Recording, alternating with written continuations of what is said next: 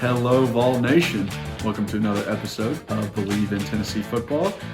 I'm your host, as always, Kyler Curbison, joined with Reed Bacon. We've got another great one today.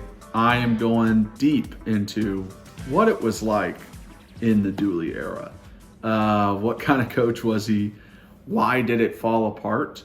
And some funny stories about the way he talked to us. It kind of matched up the same as he talked to the media. So you can only guess what he said to us. But yeah, real fun one. We also recap Tennessee versus Texas basketball and some new recruits. So great pod. Let's jump into it. The game. Snap. The kick is in the air, and the kick this time is no, sir-ree. No, sir-ree. Final score: Tennessee 20, Florida 17. Pandemonium reigns. Loads up, fires long for the end zone. The pass is going to be caught by Tennessee. Tennessee wins! Caught by Tennessee, Jawan Jennings. Jennings makes the catch in the end zone on the Hail Mary. Down at the 35, to the 40, to the 45, to the 50, to the 45, to the 40, to the 35, 30, 25, 20, 15, 10, 5. What did he do? All he did was score. Joey Pence, touchdown on play number 1. Okay, so before we jump into the podcast, shout out our number one sponsor, betonline.ag. It is the place to go for any bets. Football's wrapping up. You got basketball in full swing. Baseball's going to come up here in the future. Hockey, boxing, golf, everything. You can bet on any sport out there.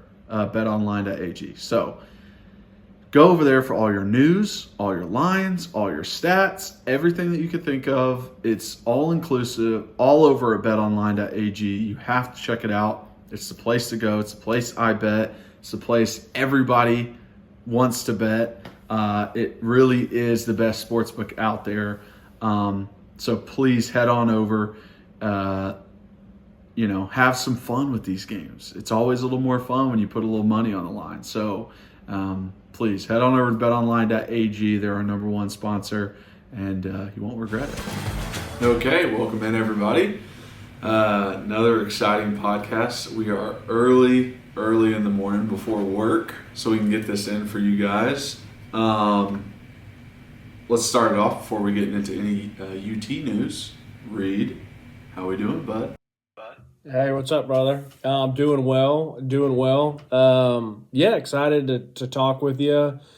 We got a wide variety of stuff, so we're going to talk a little bit about the Texas basketball game. We're going to talk about one of the newest recruits that just came through, and then based on your experience and some of the comments that we've had, we're going to do a little Derek Dooley talk and a little Big Orange juice. So it's going to be kind of a little bit of everything for everybody.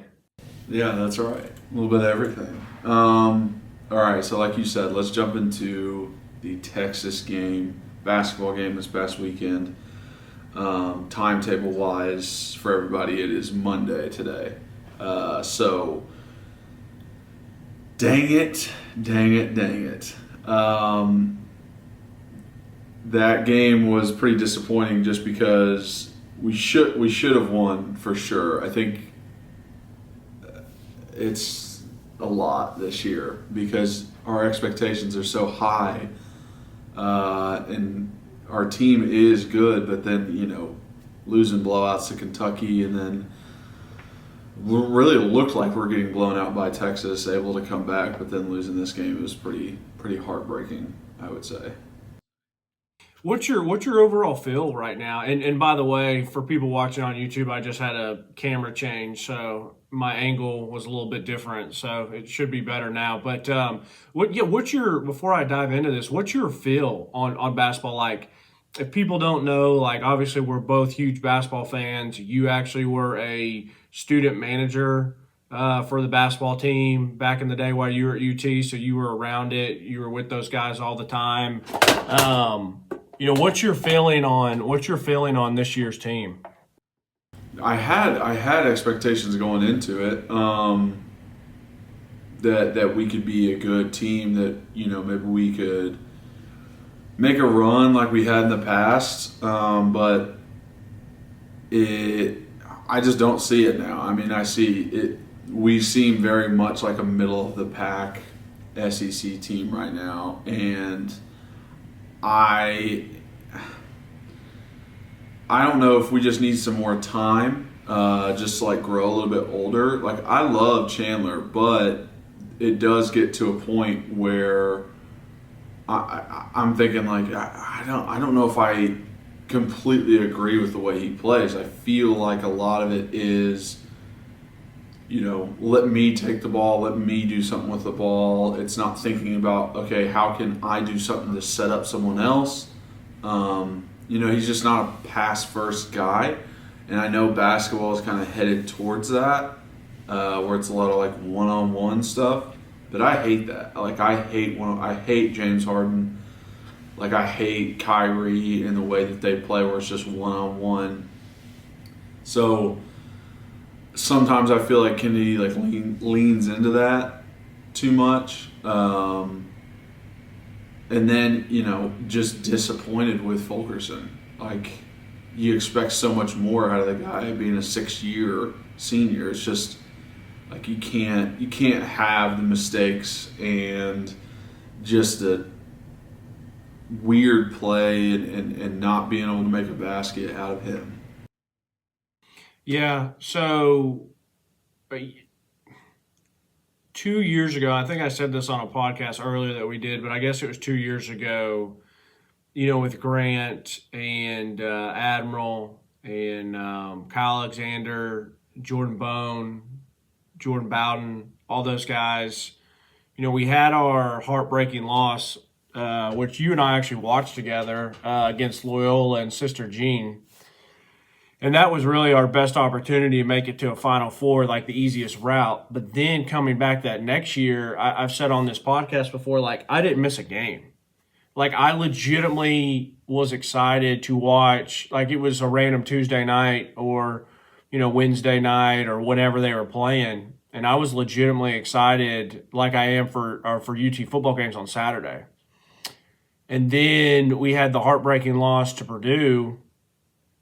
And it really, that loss, like, really, really, really bothered me for a while. Just because that was like our best team. We'd beaten Gonzaga earlier in the year.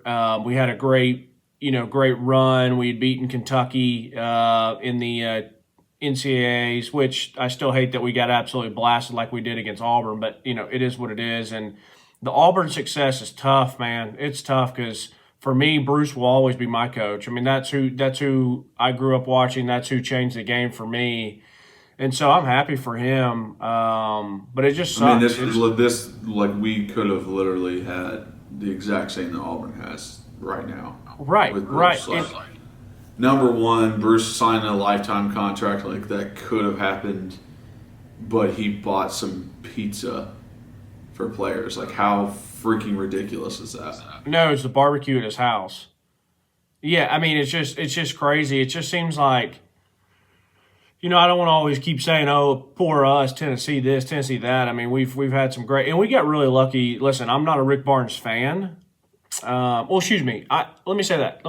I don't dislike Rick Barnes. I think he's a great guy. It seems like a great human, a great Christian, which I love and respect. So I don't dislike him. But it definitely left a poor taste in my mouth with, like, the whole UCLA thing. And Rick is who he is. And so when I got on here last year and I was mad about us giving him an extension, there was no reason to give him an extension. Like, he had just gotten bounced in the first round.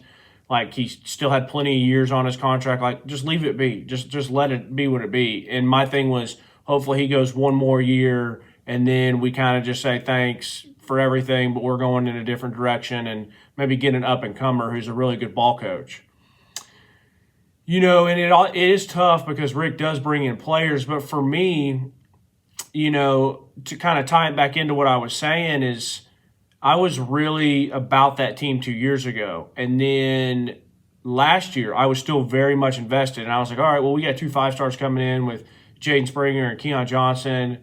And then last year watching, I was just like, they were just so up and down. And I still remember I was at the YMCA working out, watching the game on my phone of the NCAA tournament.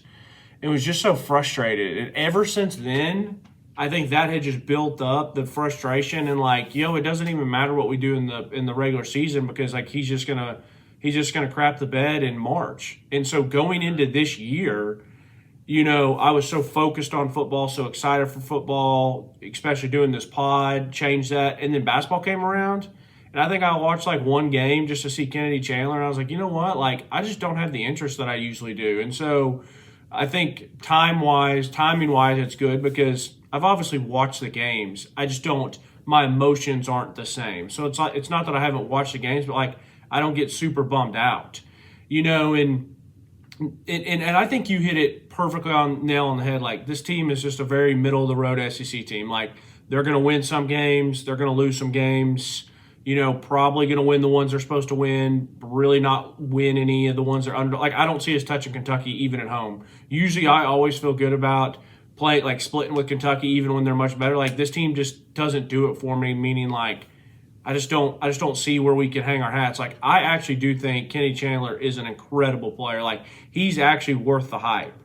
Like Josiah Jordan-James, Robert Hubb, Scotty Hobson, those guys to me as 5-stars, like they didn't live up to what I expected them to be. And that's not their fault. I mean, I just hear that we're getting a 5-star in basketball, so I'm expecting one and done and being a dog. But Kennedy Chandler, like, I know that people love Zakai Ziegler, and I do too. And they say that they'd rather have him than Kennedy Chandler. And okay, that's fine. Like, Zakai Ziegler's going to be here a hell longer than Kennedy Chandler is. But the way Kennedy can get to the basket and the way that he creates his own shot and knocks down a mid-range and all those things is unlike anything I've seen in my entire life at UT. Honestly, like I've not seen a player be able to do the things he does, getting to the rack so effortlessly, creating a shot so effortlessly. I can't talk this morning. So effortlessly. And so I do really love watching him play, and I'm hopeful that when we get to the tournament, maybe we can get at least to the Sweet 16 because of our guard play and stuff. But it's just been a really like non-interesting year this year, in my opinion. And to talk about the Texas game, I was like you, like we watched it and then we just started to kind of turn it off. And of course, for me, I turned it off and watched Impractical Jokers for like 30 seconds. And I had to go back and check. And right when I go back and check, we start our run. So like the team doesn't stop and they don't quit, which I appreciate. Sometimes we just go extremely cold offensively. Our free throws continue to frustrate me. But like the end of the game, I really thought we won it when Santiago Vescovi, a.k.a. Vescovi, whatever you want to say, when he had that wide open three to put in the ball and the game was tied, I was like, he drilled it. And that's who I would want taking that shot. But he missed it, and Olivier Kumois had a chance to get the rebound, and he had it, and then he fumbled it. And that's where I really thought the game was over, when like he had a chance to get a putback or to kick it back out, and he just – I think he had a horrible game. He's the one guy. He's the one guy that he doesn't move the needle for me on this entire team. Like at least Josiah Jordan-James, as hard as I am on him, on his offense, like he's still a pretty good defensive player and he's a good leader. But like Olivier does nothing for me. Like absolutely nothing. Like I mean, it was the Kentucky game, I guess or whatever. I think it was Kentucky where he didn't have a stat. Like, he didn't get one rebound. It's like, what are we doing? Like, I would rather see, Huntley Hatfield get in there or some of these other younger guys. And so, anyways. He was, like, missing easy shots. He was turning the ball over. Like, he could not handle the ball. Whenever it came close to him, either pass or rebound, he just and let it go. I was like, bro, you got to get him off. I am all for every guy. I think they're very talented, but sometimes it's just not dudes' days. you need to get them off the court. Like sometimes it's just they're in their own head, something happened to them, they're just not, like it's not their day. That's fine. Just maybe next game will be your game, but not today. Get them off the court. Yeah, agreed. And that's how it was for me. Like I literally texted in the middle of the game. I'm like, what are we doing with him in the game? Like it's brutal. Like, and no offense to him, he plays hard, but like you said, perfect way to put it. It's just not your day today, my guy. And so, anyways, to wrap the game, to finish talking about it, it's sad to say, like I would have liked to win the game, but like I just don't care this year. Like I was happy that we beat Florida. I was happy that we beat Vandy because I can't stand those teams. It'd be nice to split with Kentucky, but I think Kentucky's at a whole nother level right now. What they did versus Kansas was very impressive. Very impressive. And I would love to beat Auburn, but that's probably not going to happen. And just to wrap it up, like I thought it was a tic-tac call against Triple J. The guy only hit one free throw, and my biggest, like, the play design was awesome. I mean, we did the hook and ladder type thing. We got down there. But my thing is I will always hate taking a three when you're down one. Now, granted, he was pretty wide open. But my biggest issues are, like, even Josiah Jordan-James had hit a couple threes that game. He's the fifth person I'm asking to take that shot. I want Kennedy Chandler first. I would, and I know Zakai Ziegler is the one that brought the ball down. So, I'd still, wish I could have had, if both of them are in the game, I'd rather have Kennedy Chandler take that shot, Zakai Ziegler take that shot, Santiago take that shot, Justin Powell take that shot, just because he's just a three-ball shooter. He hasn't had a very good year. He's a guy that I've been kind of disappointed in because I expected a lot more from him. And I mean, Victor Bailey hasn't played well at all, really this year, in my opinion. But like maybe even him over Josiah. Josiah's just such a sketchy shooter. It's like it's either a swish or it's like he doesn't catch a rim. It's like a brick off the side of the off the backboard. So it was a very impressive last play call design. But I would rather have seen someone else take the shot, or lastly, I would have rather seen Zakai just drive it in and try to get a bucket or get fouled and get to the line and hit your two free throws and move on. Yeah. So I agree. It's just unfortunately, it just stinks because I love UT basketball. Like I really, really do. Like I've always been a huge basketball fan, and this year, just like I watch it and I'm just kind of like. This just doesn't move the needle for me, and I just will wait and see what we do in March. And it just stinks. It just stinks. I mean, it also might be because football is kind of on the up and up and doing well, and like we did better than we thought it would happen this year. And last year, winning 3 games, everyone was dying for something good to cheer for. And I think that plays into it too, where it's like, okay, football's over. Like, please, basketball, like, hold us up. And they did okay doing that, and made it far in the SEC tournament and all that kind of stuff. So I think that's also something like when we get desperate with football, basketball's very important. But if football's a little bit better, sometimes basketball's pushed to the wayside. Yes, agreed. And that was probably a good transition so we can start talking about football. But just to finish one more thing up, most of the time over the past 5 years, someone was like making the joke, when's basketball season start? But like I was talking to a buddy the other day and he was like, man, I just can't wait for he's like, I can't. And he's a huge basketball guy. He loves basketball in general. He loves college basketball, loves UT basketball. But he was like, man, I just can't wait for Heupel's second year. Like, we're just so excited to see what he does. But anyways, yeah, the next thing we want to talk about is I want to talk about this Jason Jenkins that we just got committed. And I thought he was another commit for 2023, but no, he's a commit for 2022. He's signing in a couple days.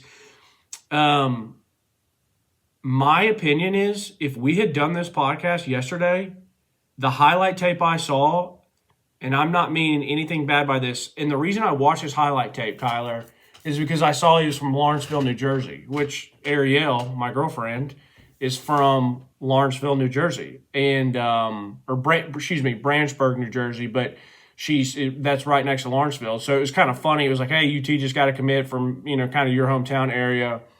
And I went and watched the highlight tape yesterday, and I hate being this mean. It was one of the worst things I'd ever seen, bro. I mean, bro, I agree. It was honestly probably the worst highlight film I think I have watched in maybe my life.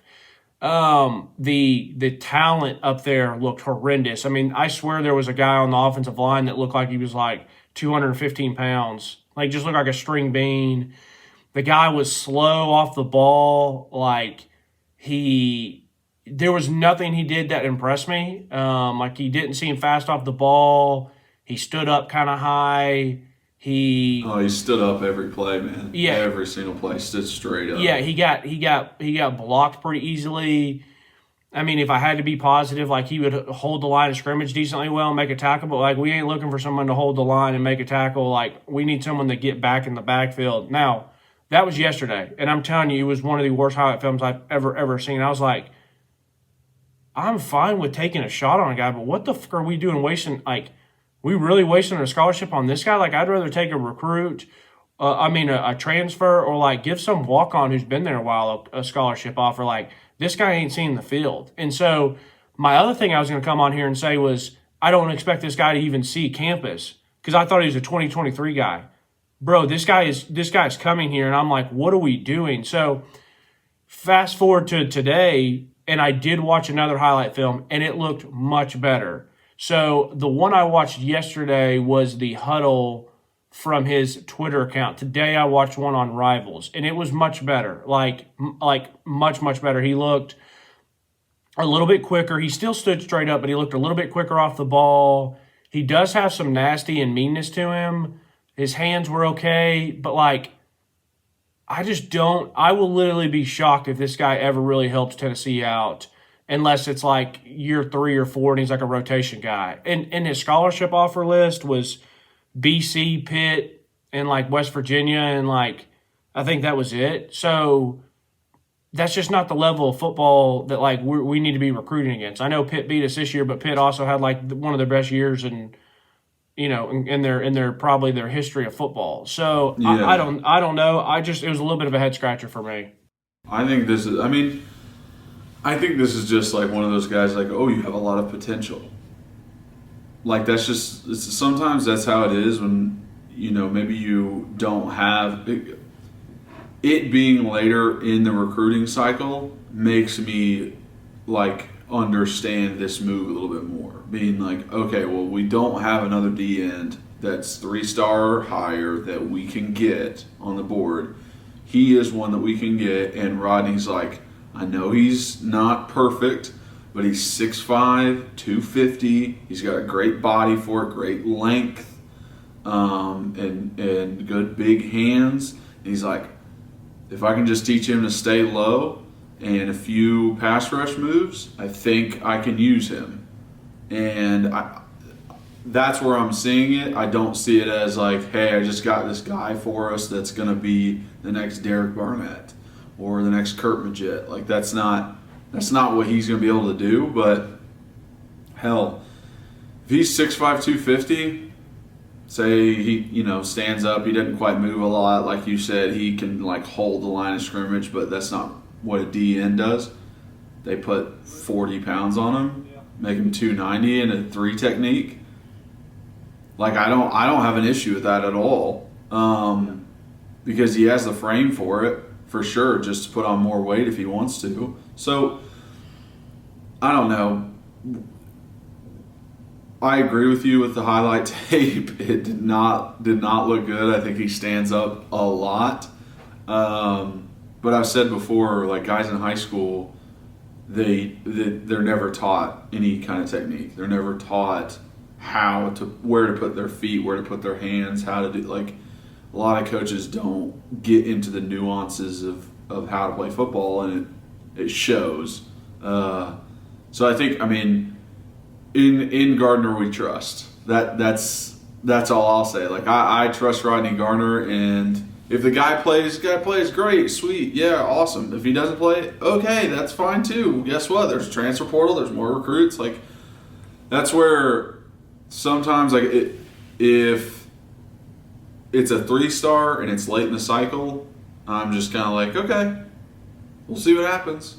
I really want the 5 stars and the 4 stars and those guys that have a bunch of other offers. But once you get past those and you're down into the 3 stars and the guys that, then it's like, okay, we'll see what happens. I'm sure that's how some people felt about me. They're like, all right, we'll see what happens. But that's just, I don't know, lay of the land. And me and Reed joke about it all the time because we have been on that side of it and seen guys come in that are very highly recruited. They're supposed to be badasses and they suck. And we've seen guys come in that no one even talked about and they're hard workers and they kill it.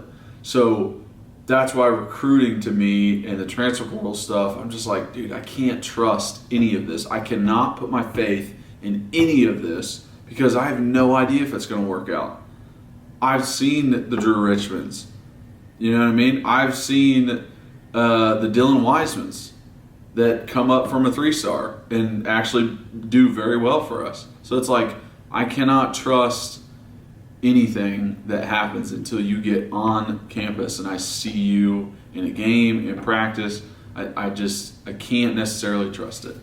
Yeah, I like I told you, I watch film, or I'll watch film and I'll check their offer list stuff, and I kind of just say, all right, I like how he plays, or I don't like how he plays. Like, his highlights impressive or it's not. Like, that doesn't mean I think he's going to be a stud. I mean, obviously I got kind of excited about a couple of the guys when we did our recruiting video, but I was just hoping, listen, whether he's a 3-star or not, like, I was just hoping to land somebody, which I did want to go ahead and land one more person before final signing day for the defensive line or linebacker or whatever. And we are going to talk about the other transfers and anybody else that we get before, after signing day, official signing day.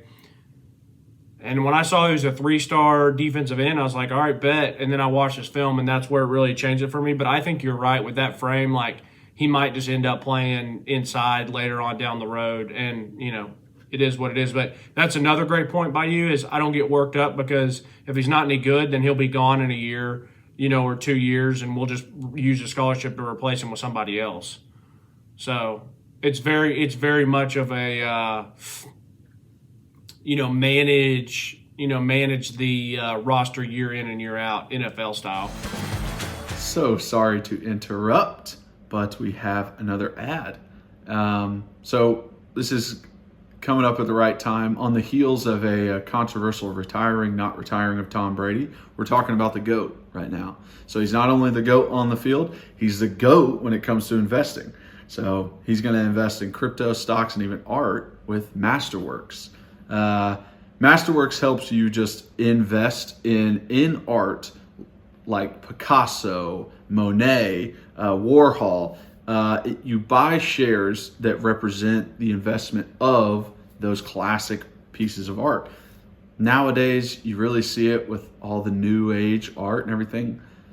It's bigger than ever. So this is the time to invest, and Masterworks is the place to do it. So head on over to Masterworks and join 300,000 other investors, other members, and be like the GOAT, like Tom Brady, when it comes to investing. So head on over to masterworks.com/believe. Again, that's masterworks.com/BLEAV and sign up today. For any disclaimers or issues, go to masterworks.io/disclaimer for anything like that. But go check it out and invest like the GOAT. Yeah, I agree. So I'm excited though for National Signing Day. Obviously the first one is now the main one, and the second one that like almost doesn't even count anymore. But I excited for that, get it done with, and be able to see our entire class and be like, okay, this is where we're going moving forward, and not having to think about it anymore. So And you know what else will be another like recruiting period will be after spring ball, because there's going to be a lot of guys probably in their transfer portal after spring ball, whether it's guys leaving UT or guys from other schools that enter that we want to try to nab at. So it's always going to be that's pretty much the last transfers that I see that could probably make an impact. I mean, maybe you get a Joe Milton type, which you can argue he made some sort of an impact, but that comes that late in the process, like after like he's there for a fall camp. But I guess that would be he left in the spring/summer and then joined us in fall camp. So so pretty much after spring ball will be the last little bit of grabbing someone that could potentially help you this upcoming season.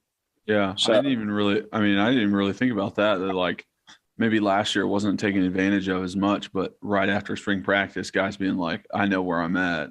I'm going to get the hell out of here and try and go play somewhere else. So right. That's a good point though. Okay.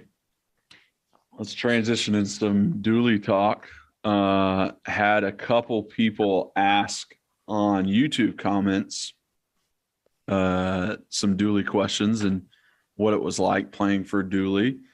I think this is something a lot of fans are interested in. And we'll do one on Butch also. It's just like they didn't see what it was like inside. And they didn't necessarily know like, why did it fall apart? Why was it not? Why did it not work? Why did we even get good recruits if he wasn't a good coach? That kind of thing. So I feel like I can give a little insight into what it's like in a locker room like that. First off, I just want to express the fact that when you're on a team, any team setting, there is very much a buy-in to the team. Even though you might not be very good, even though you're not projected to be very good, even though you know that you don't have good coaches or good players, you know as a player, if I don't buy in, there's no way we'll win. Like if I don't believe that we can be good or believe that we're going in the right direction or believe in these coaches or my other teammates, there's no possible way that I'm going to win any game. Now, there are those times where you completely buy in and the coaches aren't good or your teammates aren't good and every other team is better than you, but you still want to believe that you can win those games. That's the only way that you're going to do it. If you don't believe that you're going to win those games, you won't. You sincerely will not if you do not have buy-in to the team. So now being a fan and watching from, 30,000 feet, it's like, okay, I can see the writing on the wall before the players can in a certain sense, because you are so committed to that coaching staff and your other teammates and everything like that. You're like, yeah, we're going to win. We believe that we'll win. And it's very demoralizing when that is kind of taken away from you. Like, you can see it all over. Even in the NFL, you think the Jaguars went into this season thinking they would be the worst team? No, they went in thinking that they could be good, that they can win some games, that they'll be all right. And it just falls apart. But you always go in thinking that, you got this. So I think that's first off. With Dooley, I think the main issue with him was he didn't have any kind of balls behind him. And the reason I say that is because, when he came in, he wasn't a winning coach. He came from La Tech. The only experience, quote unquote, that he had in the SEC was his dad being a coach, watching his father. I think he was assistant coach under Nick too. Nick, but, yeah. He he wasn't right for the job. I think it was a very much our backs against the wall with Lane leaving. We have to hire somebody. Let me jump in here too and ask a couple questions. Kind of, and you don't have to answer them right now. You can kind of filter them in, but and this is the most obvious statement anyone's ever heard. But like Dooley was just a horrendous hire, and the fact that, like you said, he didn't have a winning record, like major head scratch. Like, what are we doing? Like, how can he crush an interview to lead your program, to be the CEO of a multiple $1 million business when he hasn't proven that he can run a $1 million business at another place? It was the biggest head scratch in the world. Now, I think you hit on something there that's like, Lane's gone. We got to find something. And I do think that he was the complete opposite of Lane, which this whole culture fit and all that type stuff, like, I think that can be so overblown. And it's just like Dooley's a good Southern guy, SEC ties, opposite of Kiffin. And so it was just insane, though, that the guy even got the job in the first place.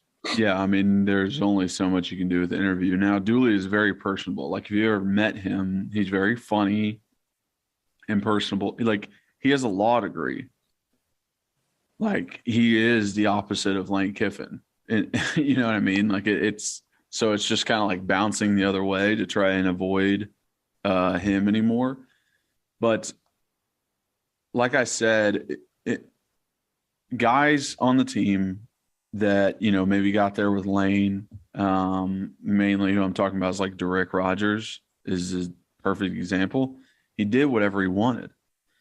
Jansen Jackson did whatever he wanted when he was there. And it was like just smoking weed all the time. I mean, failing drug tests, not going to class, not coming to workouts. And it was like, okay, are you guys going to hold him accountable? Because as a younger guy who is just like someone who knows right from wrong and is a good person, I'm not going to bend those rules just because I know what's from right and wrong. I'm not going to try and do that. But anybody that's on the fence and sees how you react to somebody breaking the rules and be like, okay, well, I can do whatever the hell I want to. And then there's no discipline on the team. And that's where it goes. That's where it starts like falling down and falling apart. And never is it quick. It's really not. It is over an extended period of time that these things fall. So I think that was one side of it. And then just like bonehead decisions of like bringing in Sal Sinceri as a defensive coordinator. Just like he's a great linebackers coach, and that's it. That's not well. It was also the obsession of anything Nick Saban touches or is around. They think it has to be successful. How bad was Sal Sinceri in practice and stuff? Like, you remember talking to the defensive players and they're just like, I have no idea what's going on, or like, what was it like? Well, no, that's another thing where it's like you want to try and buy in. And like during the season, you're just like trying to like make the guys feel better, be like, hey, like you can do this. Just like get a stop for us and we'll go score. Like we can score whenever we want. That's 2012 when we really could. And it's just like get one stop for us. We can win this game.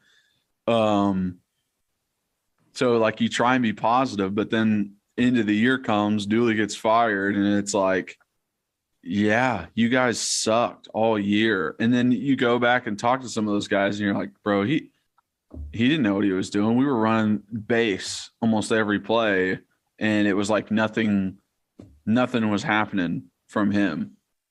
So from Sal? Yeah, like when you go back and actually talk to some of the guys and be like, hey, what was it like? They're like, dude, it was so bad. He like Austin Boland, who is one of my good friends, lives here in Nashville. He's a trainer now. He was on the team during that time. He went to Farragut. He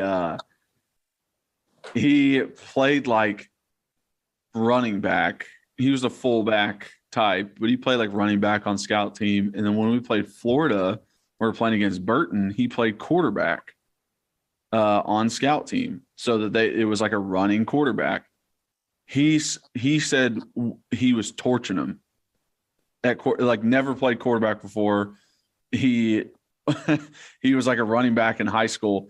He said that they were just popping off like read options for 20 yards against him on scout team. And he knew, he was like, bro, this is bad. Like, we're going to get our asses kicked. Yeah. So it's like you talk to guys back then, you're like, oh shit. It's like guys are just getting wrecked in practice. First off, that's a great story because I love Austin. Austin's a good guy, and he is a good athlete. But the fact that he's popping off 20-yard read options is insane. And that's why I always remember, like, I knew very early on at like Memphis, and it was all because I was on scout team D playing safety, and we had some pretty good guys on scout team. Like, Memphis's biggest recruit in my class was he was a 3-star, but a fringe, like almost 4-star. He's a linebacker from Memphis, and he had offers to Texas A&M, Bama, like all these different places. And he chose Memphis to stay at home, to be a hometown kid because he went to White Station. So he's a good player. And we had him and a couple other type people, and we're on defense, absolutely shutting down what was supposed to be the starting offense for Memphis. And I'm sitting there like laughing. I'm like, this is insane. And then we did a goal line period, and they had 4 downs to score from the 2-yard line, and they ended up losing yards. We stopped them in the backfield. And so it was like you can tell really quick, and we're not trying to be mean, but like as a scout team player, you're like, yo, like we're trash. We're trash. And so yeah. But my thing is like, do you not like what was Sal teaching these guys? Because if I remember correctly as a fan, you heard that he was really complicated and the players weren't picking it up. So therefore he just had to like dumb it down, which makes sense why they were just playing base every time. And that also makes sense why it looked the exact same on TV, except for sometimes we'd bring Eric Gordon on like a little nickel blitz, and we just got thrashed. I mean, we got absolutely tattooed. Yeah, now listen, there are some guys that played that year on defense that are not the smartest individuals that can't quite pick up the things that they should be able to. But I don't think we really understood how bad it was as offensive players until like later in the season, because when we're playing in practice or going against each other, we know our offense is incredible. So It's almost like you hold it to a certain standard of being like, well, we can do this on anybody. Like, just because it's 1 versus 1 and we're killing them doesn't necessarily mean they're bad. Like, right. We're scoring tons and tons of points.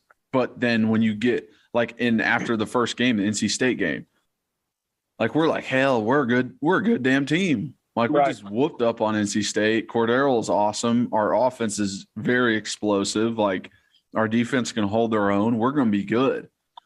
But then like you get to the Troy game, you get to the Missouri game, and it's like Troy has 800 yards of offense. We barely win by and it's both like in the 50s. We get to Missouri, we go to triple overtime, and they can't stop them once, and we end up losing the game. And it's just like those were like, holy crap, like this is bad. And I mean, like Eric Gordon, for instance, because you brought him up, like not the sharpest tool in the shed. Sure, honestly. Sure. Right. Like right. That's just he just wasn't. So right. I think there is some truth to that, where it's like, hey, I can make this simpler for you guys, and I do believe in that in somewhat, where it's like work around the players that you have on your team. But I just don't think Sal is an offensive or a coordinator. I just don't think he's a coordinator. Like he can be. I don't even know what he's doing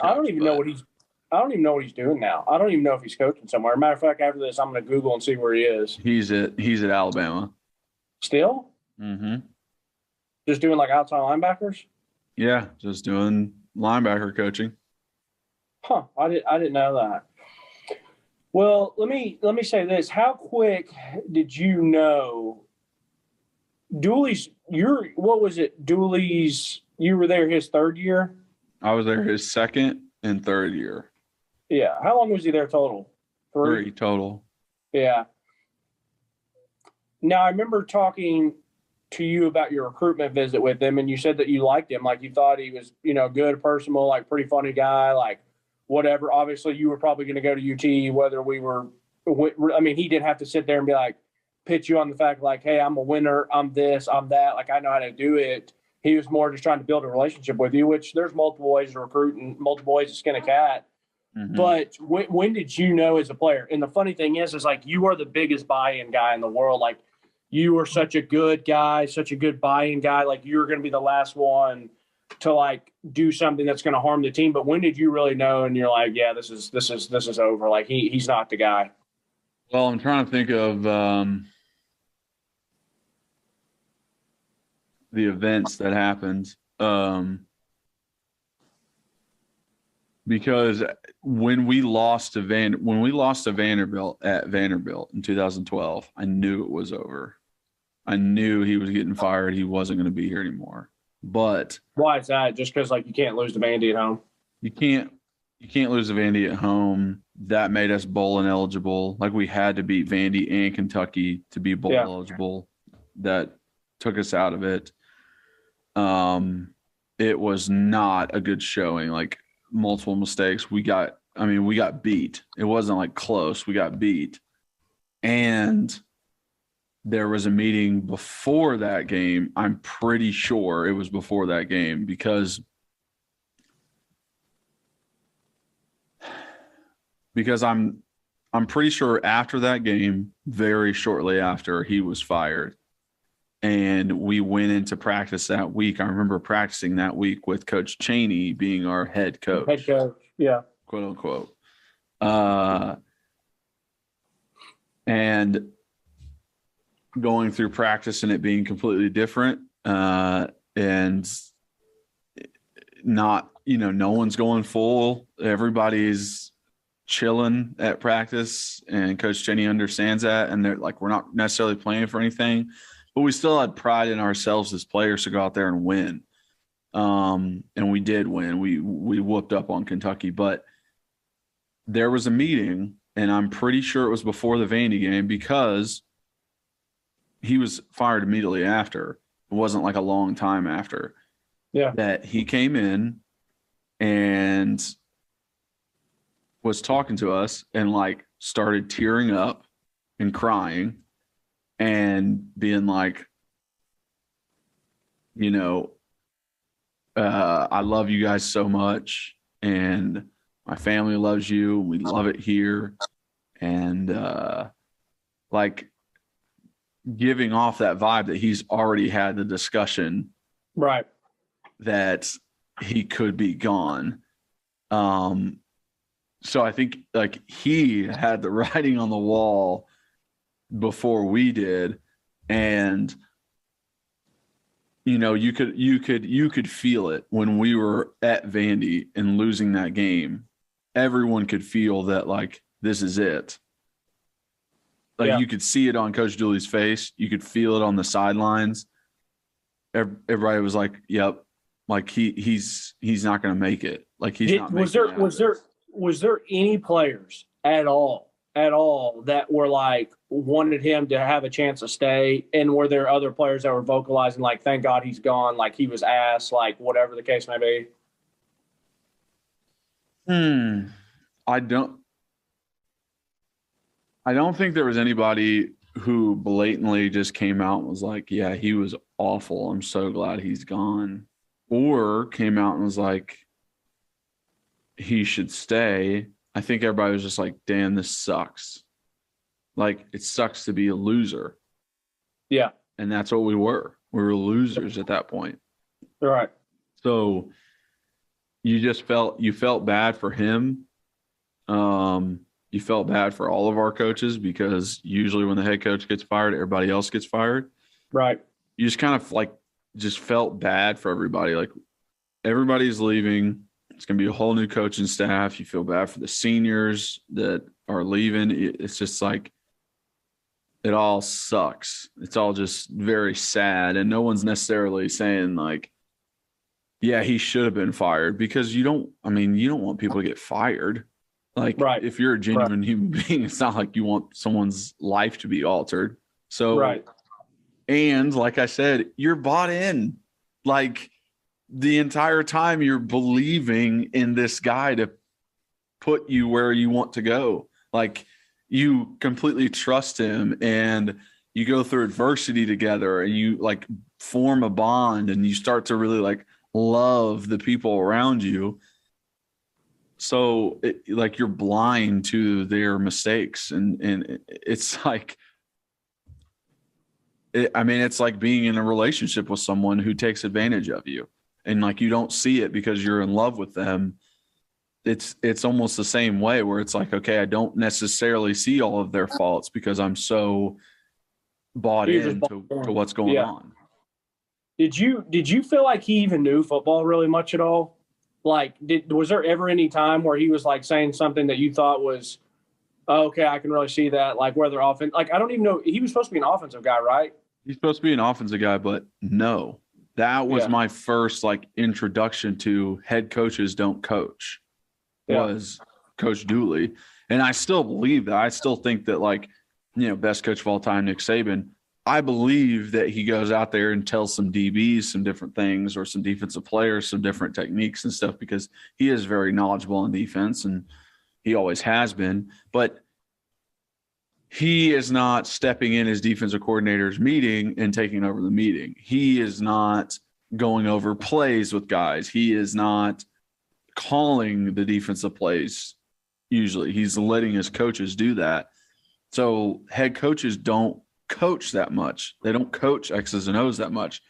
They motivate, they inspire, they head in the right direction. Like, the CEO isn't giving you meetings. You know what I mean? Like, a CEO of a company isn't in a bunch of meetings like telling you all of your goals and like, it's very much a broad stroke with a head coach. But Dooley was a guy who didn't coach anything. I think he coached one special teams, but that was it. And there was never a time where I felt like he said something in a meeting, especially offensively. He would be in our offensive meetings where it's like, oh, he just added to the meeting. No, if he said anything, it was a Scorpion and the Frog story. It was be like McDonald's. It was just some random shit like that. I think a lot of guys who have been in football for a while, I've heard the McDonald's story or the saying where it be like McDonald's. When you go and order a number 3 in the United States, it's a cheeseburger with da-da-da. You order a number 3 in China, it's the same damn thing. And he's like, be like McDonald's, always be consistent, always be the same. That might have worked in the 90s, but McDonald's is different every single country it's in, so it doesn't make any sense anymore. And it's also like, who gives a shit about McDonald's? Can we use another thing? We're not even supposed to be eating this trash. Can we use another analogy to express to be consistent? And then there's Scorpion and the Frog. Dooley had quite a twist on it.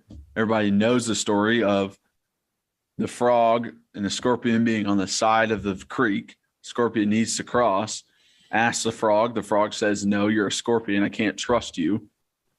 He's like, but why would I sting you? I would die too. They go, Scorpion stings them. They both die. And the frog's like, why'd you do that? And he's like, well, I'm a scorpion. And Dooley used it for like gunner on punts to like make sure he got in the right place or something. It's like, bro, why are you even saying this story? Like, it makes zero sense. So to sum that up, when Dooley talked, it wasn't very helpful in the meetings. I'll just say that. It didn't necessarily fit what we were trying to get done. Okay, well, first off, I just have to say this. I do think Saban does a really good job of delegating, but I also think he has his very much hand in stuff and like maybe philosophies and how he wants people to coach. And I definitely think that he still is like very involved. Like when you would see Lane Kiffin there, like he would tell him like, hey, we're going to run the ball here or do whatever. So I just don't want people to think that like he just doesn't bring anything to the table. Like I know for a fact he does because, like I said, I know people that have played for him, and I remember them telling me the story about, when they lost to Florida in the SEC championship game the next year, like Saban spent all offseason looking on how to stop Tim Tebow and how to stop that offense. So like he's very much involved. But anyways, that's just me just being like, hey, I don't want like false information getting out there. But I know what you're saying. Like I get what you're saying. But anyways. Yeah, which is why I'm sure that whenever he did study Tebow and like figure that out, it was individual meetings with him and the defensive coordinator or him and the defensive coaches. Correct. And then once they got to meetings, he wasn't saying anything because that is an important thing for head coaches to do. Not undermine your assistant coaches. Exactly. Because how the hell am I going to believe in him? If I'm just listening to, if it's just Nick, I can't believe in the coach that's with me more often than he is. Right. Agreed.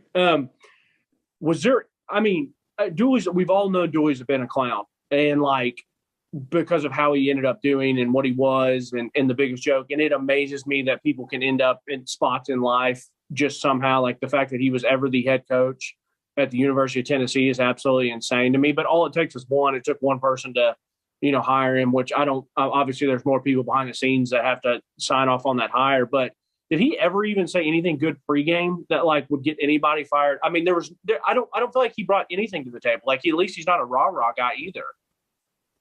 No, definitely not.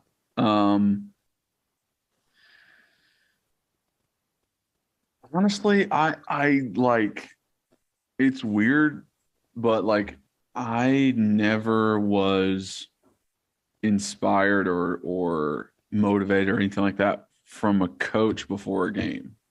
It was always from other players. It was always leaders on the team that motivated me. I don't know if that's just because like, yeah, I did those sprints with you. Yeah, I lifted that weight with you. Yeah, I went through spring practice. I went through training camp with you. Like, we suffered way more than those coaches suffered. Like, and I'm more connected to the players. So I think maybe that could have gone into it. But also, like, you're not necessarily – I don't know. It's like before games, like, I don't even remember coaches saying anything to me. I remember praying and I remember doing the maxims. And those are the things I remember. I don't remember like the specific words they were saying because I'm thinking about the game. I'm thinking about going to play. I'm thinking like in my own head, I need to be locked in. So yeah, I don't know. I don't know. Like I don't think he ever really said anything. And that was another thing that with Dooley, it was like, I remember even Pemberton, which was our coach in high school, my first 2 years, your first 3 years. And we won a lot of games. We won a state championship. And we were a very good team.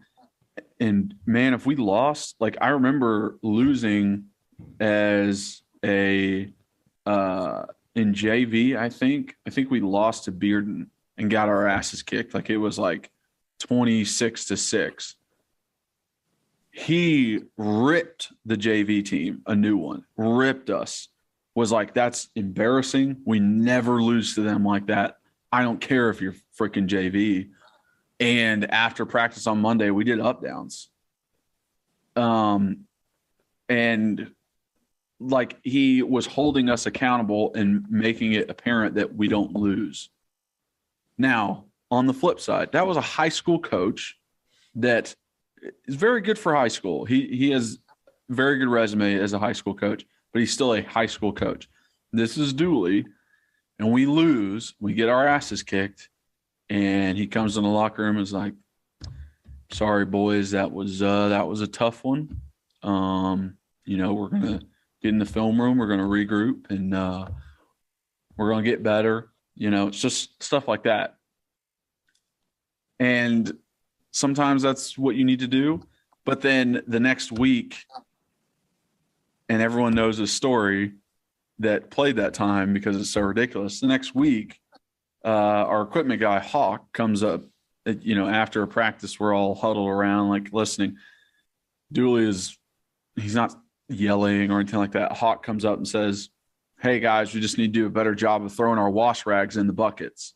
So everybody has washcloths that you use in the shower, and there's a bucket.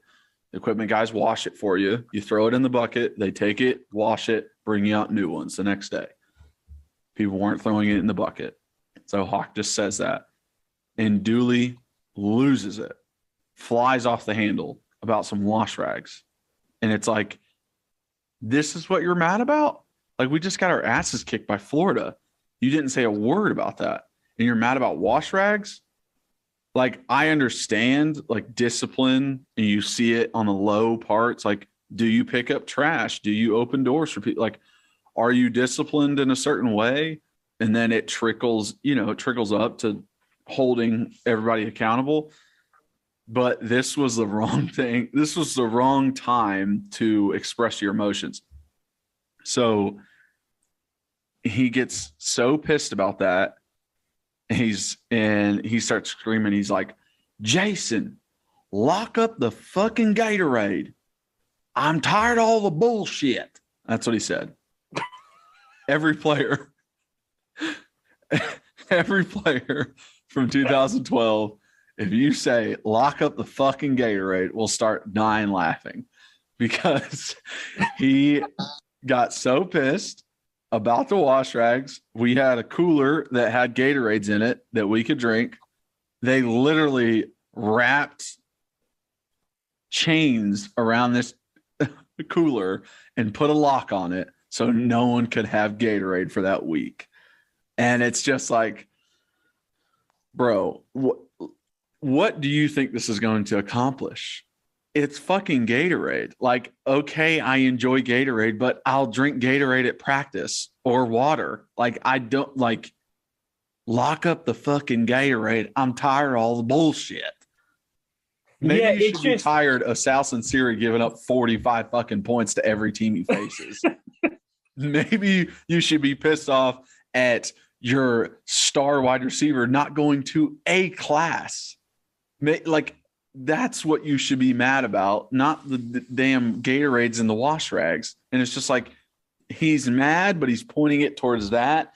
And if that doesn't describe the dumpster fire that was Dooley, then I don't know what does. Yeah, and it's like, hey man, like, these guys should be drinking Gatorade.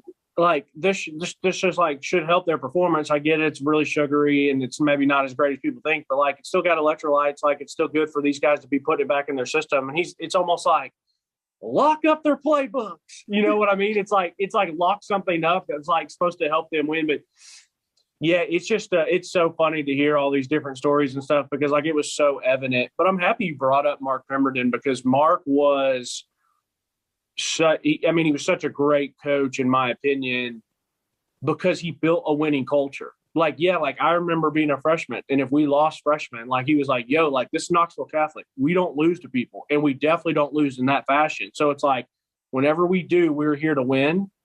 And it was like, he held everyone accountable, and it was a winning culture. I mean, Catholic was a winning culture. We did everything the right way. Like, we were disciplined. Like, we did everything we were supposed to do. And so you know me, like, I think that wins at all levels. And like, I get it. You have to be a little bit more different how you do it in college. And then you have to be even more different how you do it in the NFL. Like, the NFL, you almost have to draft guys that are like self-disciplined, or like that want to play ball, that want to be great, because you do have guys that are just, that are just big issues on the team because they're me guys or they're whatever. And so in the NFL, like, you can have a Braves that coaches or that used to play. So hopefully he can be a little bit harder on guys in certain ways, but he's probably more of not even hard on them. He's probably like, yo, you're a professional. Like, you know what you're supposed to do. And if you don't do it, like, you just won't be here. So like, that's the way that they have to maybe be disciplined in the NFL, I guess. But like, in college, like, you can still be like, that's how Nick is. Like, Nick's that way. Like, he's like, This is what I expect of you. I want everything to be like, just hearing about all the stuff from Bama, like all the people that I knew that were down there, whether I knew some people that worked for him, people that played for him, like everything was about discipline. Like every little thing, like even the way that they would get, how they dressed, like how they organized stuff before workouts. Like everything had to be in order because everything was building towards that one culture. And so it's just so funny, man, that like Dooley he was as bad as advertised. And you know what the amazing thing is, Kyler? Is the guy still won some games, and it was all because it's still the University of Tennessee. The University of Tennessee still has players. Like the University of Tennessee is still going to be better just because no matter how bad of a coach you are, like you can still recruit players to come play here because of the fan base, because of the history, because of like he had no business even winning games that he was probably winning, but we had an entire offensive line that had a chance in the NFL. We had receivers, that played in the NFL. We had a quarterback who could sling it. We had a tight end that played in the NFL. Like we had talent all over the field. And so it's just so funny. Like dude should have never won any games, but I got a funny story. It involves Dooley's time, but it wasn't anything about Dooley really. But I was at Memphis. It was my freshman year at Memphis, and we're about to go play. And so we're at the stadium at the Liberty Bowl. Like we're there, we're doing warm-ups. Well, when we go out to do our pregame warm-ups, they had the Tennessee LSU game on the big screen in the Liberty Bowl. Like they just had different games on for like people that were there, and like they were still playing music. We're getting warmed up. So obviously as a Tennessee fan, like I'm watching this game and it's coming down to the wire. And it's when we had the 12 guys on the field and ended up losing the game. But I remember, just totally true story, we finished warm-ups and we're going in to the locker room. And this was in 2010. So I had maybe a BlackBerry phone, but it wasn't great of it wasn't as it is now. Like I can go in there and click ESPN and just see if Tennessee won the game. And I don't know if I've told the story on here or not, but anyway, so we go in there and, Memphis, everybody's getting ready to play. Everybody's getting serious. They're listening to music. Coaches are talking. Everybody's getting, it's literally the locker room before a game. And I'm in the way back. And I go in there and I pick up the phone, my buddy Jack Gillespie's calling me. Like he and I always talk during all the games. And I guess he just didn't care or know that I had a game at that time. And he's calling me and I pick up. I'm like, bro, I can't talk right now. Like I'm literally in the locker room. Like literally our head coach is about to dress the team. If they saw me with this phone, I might get kicked off the team because they're like, what is this loser doing? And so anyways, about the time he's like, dude, you won't guess it. I'm like, all right, screw it. What happened? So I'm literally in my locker like this with my little BlackBerry. And then I hear Milo, who was our head strength and conditioning coach, which I really liked him. But you know how they are. He's a big old boy. He played offensive line at Tennessee. Tom Milazowski, I think is how you say his last name. They call him Milo, but he played at UT. He was a very good player, played in the NFL. So Milo's coming to make sure everybody's drinking their stuff, getting ready. And I was like, hold on, Jack. And I put the phone down real quick. And then Milo walks by. I'm like, all right, what happens? And that's how I found out how we lost the LSU game because we had 12 people. Because I could hear Jack. He's like, we won. We just beat LSU. And he's like, he got quiet for a second. He's like, oh, F. He's like, oh, my gosh. He's like, we had too many people on the field. And he's like, all right, they're going to replay it. And then they ended and scored. So I'll always remember that. And that was always during that Dooley time. But, Dooley, man, he's just a clown. That's all the way is to say it. He's like, he's just a clown. Yeah, he's just a clown. It's just there's two prime examples of who Dooley was as a coach. One of them will be our big orange juice to end the podcast. So I'll start with the other one first, and it connects to it. But when we're in training camp leading into 2012, we had just gotten Cordero. And so we hadn't seen him during summer, anything like that. He comes right before camp. Camp is the first time we see him. We go up to Science Hill. We're in camp up there, which is literally it was so bad. So we're in camp up there and we start doing ones versus ones, and Cordero gets in the lineup and just makes dudes look silly. You see him in practice. It's insane. Just watching him juke guys out, watching him make them miss, them fall down, just like making incredible catches over guys. Like, holy crap. Like, we did not expect a guy just to come in and do that. And it took a minute for him to show us that because he can't learn a playbook. Like, Buddy just can't do it. It's just not a part of his repertoire. So we didn't see him the first week because he didn't know the plays and he didn't know how to run. He didn't know how to run the routes. He didn't know what routes to run, all that kind of stuff. So it took a week or two to see. And as soon as we saw that, Derek Rogers was off the team. He was kicked off the team as soon, like, I'm talking days after seeing what Cordell could do. Derek Rogers was off the team. And that is the ultimate, like, I'm not going to take responsibility for anything until I have something to replace him. And I'm not going to stand up for this. Like, he kept him on the team because Derek was such a good player. And then it was like, as soon as we saw CP do something, Coach Dooley was like, okay, now I can get rid of Derek. But it's like, dude, he's not a good guy. He's breaking all the rules. He's a cancer to the team because of the way you let him get away with things. He needed to be off the team way before that. Yeah. I remember hearing the story from a guy, one of our buddies who was on the team at the time as a walk-on, but like Derek Rogers would like take his helmet off and just throw it down at practice and just start cussing coaches out. And then like 2 days later, he's back at practice, you know, and they don't see like he didn't get disciplined. He wasn't like running sprints or whatever. It's just like he just ran amok.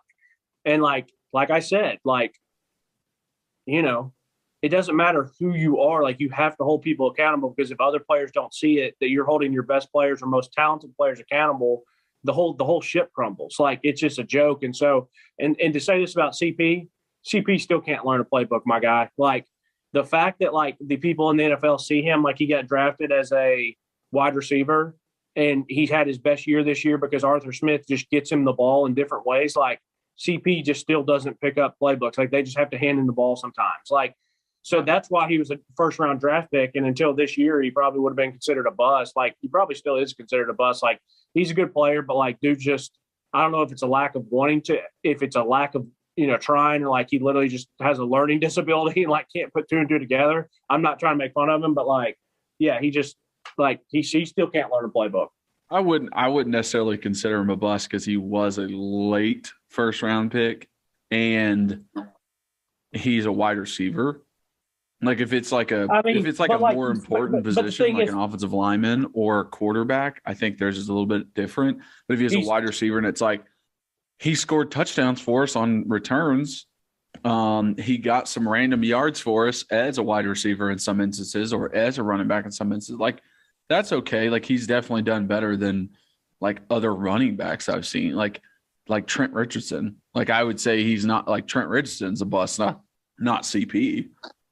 No, CP still, in my opinion, in that when you draft someone in the first round, they're supposed to be an absolute game changer for you. And like, he got cut by the Minnesota Vikings after a few years, but like at the Minnesota Vikings, all he was a kick returner, really. Like, he wasn't even playing really receiver for him. But I get it. Like, he's not a total bust. Like, he's still in the league. He's still making money. Like, he's still making plays. But when you draft someone first round like that, like, they're supposed to be an absolute dog. And like, you know, yeah. So, yeah. But exactly. Anyway, so what's Big Orange Juice? So Big Orange Juice is connected with Derek. And I told this story way back, but we only have great story. 50 followers. So you guys will enjoy this. But this is the summer before the 2012 season. So this is just another example why nothing was happening to guys not following the rules. There's a break in the middle of summer for a week where you get to just be off. It's in between two summer classes that, you know, maybe if you want to go home and see your family, you can do that. So a lot of guys would, and then come back, and then we'd start back up again. We start workouts again. We, you know, do all that stuff. So we all get back. We all start workouts. We realize Derek's not here. He's just not there. He's not on campus. He's not in class. He's not at workouts. And we're like, what the hell's going on? Then midway through the week, he posts a picture on his Facebook or Twitter, whatever was popular back then, that he's on the beach. He's on vacation. So it's just like, dude, you know that this is the week that we have. It's not the week after. It's not the week before. You know this is the week. And it's like he did it on purpose so that he would have 2 weeks off. You know that he did. So he comes back, and it's Monday the following week. And, everybody's pissed because it's like DeRick gets away with everything. He fails drug tests. He's still on the team. He doesn't go to class. He's still on the team. He does this. He's still on the freaking team. He gets away with whatever he wants.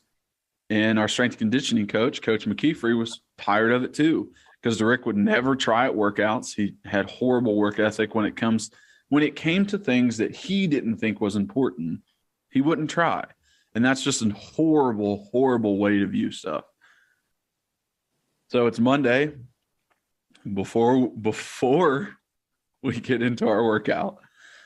Coach McKeefrey brings up the entire team, has DeRick come to the middle, and says,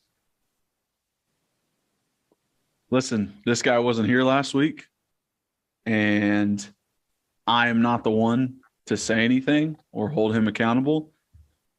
So I think that's up to you guys, and I'm going to leave it at that, and walked away. And did DeRick not say anything right then and there, like start like cussing his coach or whatever? Like did he say anything back to that? No, he didn't say anything to Coach McKeefrey. Yeah. Okay. I think possibly because Malik Jackson stepped up right after Coach Mack left. Yeah. So Malik Jackson, our defensive lineman, who's still in the NFL, he's been killing it. He's got a Super Bowl ring. He's got a touchdown in the Super Bowl, for goodness sakes.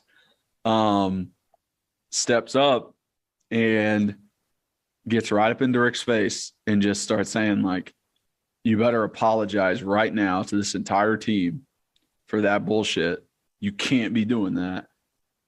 And if anybody knows when a fight's about to happen, it's when someone puts their hands together. So Malik starts, listen. Like if you're on YouTube, you can see I got my hands in like a praying symbol. He's clapping his hands together. Listen, you need to apologize right now. There's this bullshit. You can't be doing this. They're like, I will smack the fuck out of you. That's what he tells him. He's like, I will smack the fuck out of you unless you apologize right now to this entire team, because you're selfish as shit. And don't think I won't smack the shit out of you. And DeRick's like, I'm not apologizing for shit. I can do whatever I want. Just overall, like, I'll do what I want. I can get away with anything. I'm a baller. No one's going to touch me. And, that went on for like 30 seconds total. And Malik was like, bring that hand back, and just smack the shit out of him right across the face. Didn't close fist punch, a smack. And it was in the indoor facility, and you literally hear it echo throughout the facility, just like echo throughout the facility. And immediately everybody jumps in and starts like trying to break it up as they continue trying to like swing at each other.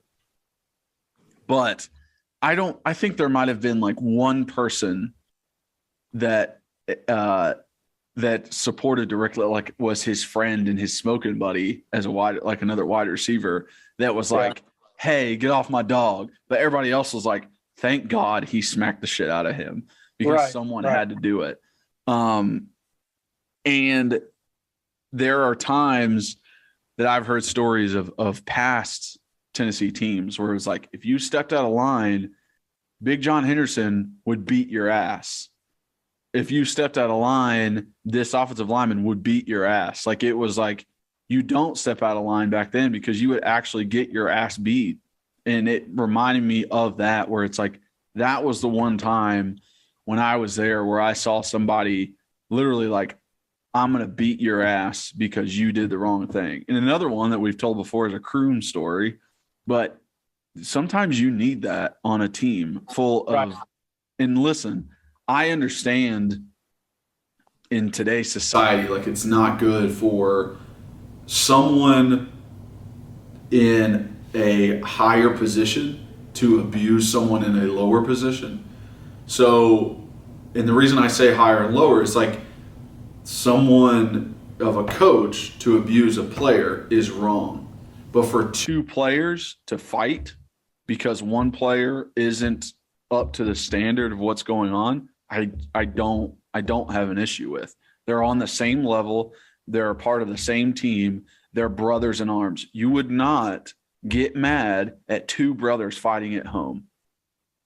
You would not get mad at an older brother beating up on a younger brother that's maybe 2 years younger than him because he called his mom a bitch. No one's getting mad at that. Everyone agrees with the older brother. It's like, yeah, beat up your little brother, tell him he's an asshole and he doesn't talk to your mom that way. Now, when a wide receiver says F you to every coach and doesn't go to do anything that he doesn't like your little brother doesn't do his chores and calls your mom's a bitch. This guy doesn't go to class and tells the coach to F off.